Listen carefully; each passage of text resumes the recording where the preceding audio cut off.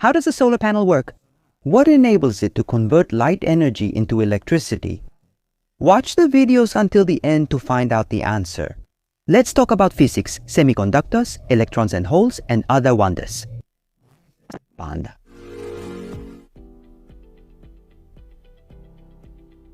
Even today, I'm amazed at how specific technical information is.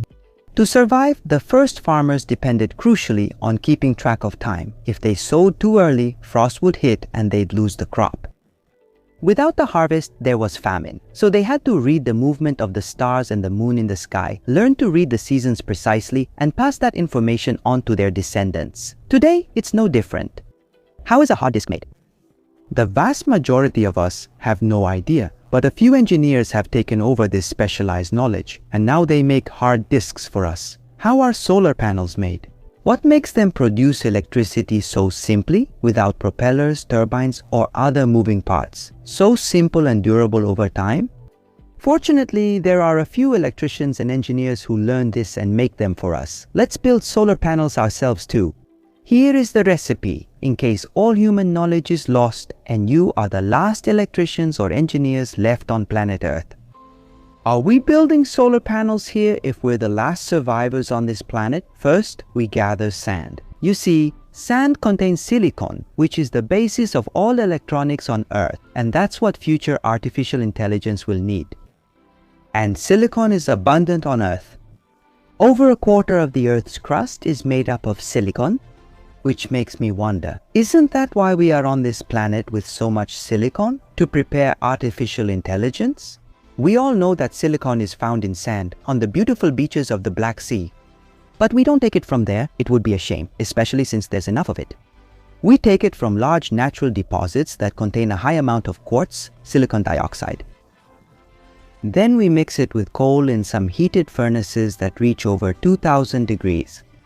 As a result of the reaction, purified silicon with over 98% purity is obtained. This is metallurgical grade silicon. From here, the material needs to be further purified to become polysilicon with a purity that can exceed 99.99%. For our story, however, we need crystalline silicon, which means that the silicon atom lattice maintains its structure throughout the entire material. One way to grow crystalline silicon is the Czochralski method. Here, the powder melt is heated in a crucible that is heated by induction, and then from the melt, a portion is extracted with a seed crystal, which, as it solidifies, becomes a crystal. I'm just saying this to brag a little because I also worked for 3 years at the ISM of Physics in Magurele, where I used the Czochralski method to grow all kinds of crystals that served as active laser media in the current laboratory of academician Voicu Lupei. It's true, I repaired electrical installations there as an engineer. But let me return to the topic. Crystalline silicon is a semiconductor. It usually doesn't conduct electricity because it lacks free electrons. That's what we initially understand from this drawing. We see that each silicon atom has 4 neighbors and 4 valence electrons. The electrons from neighboring atoms pair up and thus remain immobilized next to the atoms they come from. Without free electrons, the material can't conduct electricity. Quantum mechanics makes the situation in the crystal more complex. Look, on the left is the Bohr model of the silicon atom with its 14 electrons. On the right, 2 of the energy states of the valence electrons are drawn, those in the outer shells which play a chemical role. When the atoms are close together, we have many such energy levels which separate due to the interactions between the atoms. This separation is well calculated in solid-state physics. And here you see the result. On the vertical axis is still the energy level, and on the horizontal axis is the momentum of the electrons in silicon. The lower part is called the valence band, because it is entirely occupied by the valence electrons of the silicon atoms. The upper part is called the conduction band because any electron that gets here will become mobile. Normally, in silicon, the conduction band, the upper one, doesn't contain any electrons. So far, so good. What happens when light falls on a piece of silicon? Until then, let me tell you a few words about EcoSolaris, the sponsor of this video, which sells and installs photovoltaic systems, including batteries. The use of batteries in photovoltaic systems brings multiple advantages, including maximizing energy efficiency and reducing dependence on the power grid. By storing the surplus energy produced during the day, batteries allow you to use it at night and on cloudy days, ensuring a continuous power supply. In addition, this solution helps save on energy costs and protects the environment by reducing carbon emissions. Investing in a battery system is a smart choice for a more sustainable and economical future, strengthening energy independence and the efficiency of the entire photovoltaic system. Visit the ecosolaris.ro website now to find out more information. Link in the description. So what happens when light hits a piece of silicon? Here we see how, once a photon is absorbed in the crystal by an electron in the valence band, that electron, with the energy it receives, jumps up on the energy diagram and reaches the conduction band. Why is this possible? Because the energy difference between the two bands, about 1 eV, is roughly the same as the energy of the photons in the visible range that hit the crystal. The electrons that get there will stay in the conduction band for a while, until they lose their energy through radiative processes and return to the valence band. Even though light has fallen on the silicon semiconductor and the electrons have now moved from the valence band to the conduction band, we still haven't generated electric current. Why? Because the electrons released by the light remain in the crystal, moving around chaotically until they are reabsorbed by the crystal, which heats up with the energy they received from the photon. How do we put the electrons to work? How do we make a solar panel? Here's how. In the first step, we dope silicon at the top and at the bottom, but differently. What does it mean to dope it? Well, look, at the top we mix phosphorus atoms into the silicon crystal as we make it at a low concentration, about 1 phosphorus atom for every tens of thousands of silicon atoms. What happens now? Phosphorus is next to silicon in the periodic table of elements and has 1 extra valence electron. In our first model, these surplus electrons will diffuse into the crystal, but they won't be reabsorbed because there are no empty spots. In the second model, the one with the conduction bands, the electrons remain in the conduction band. Because we now have a surplus of electrons in the conduction band, we say that this part of the crystal is n-doped. N comes from negative, meaning additional negative electric charges in the conduction band, which are now mobile. At the bottom part of the crystal, we dope it with boron atoms. These have only 3 valence electrons. In practice, this means that when silicon atoms bond with the boron atom, there is an unbonded spot left, which will act as a hole. If a mobile electron happens to get there, it will be trapped in that spot. We say that the electron has recombined with the hole. What happens when we dope 2 parts of a silicon crystal differently? Something special.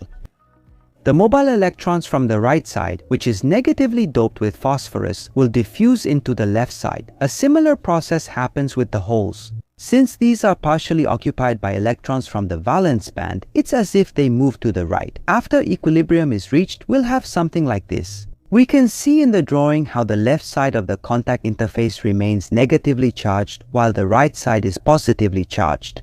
This is the engine of the solar cell. Why? Well, in this way, an electric field is created from right to left. Let's say now a photon of light is absorbed by the silicon in this interface area. What happens? Well, as usual, one of the electrons of the silicon atom will be released. It will move into the conduction band. It will leave an empty spot behind, a hole. Because of the electric field, the electron will go to the left.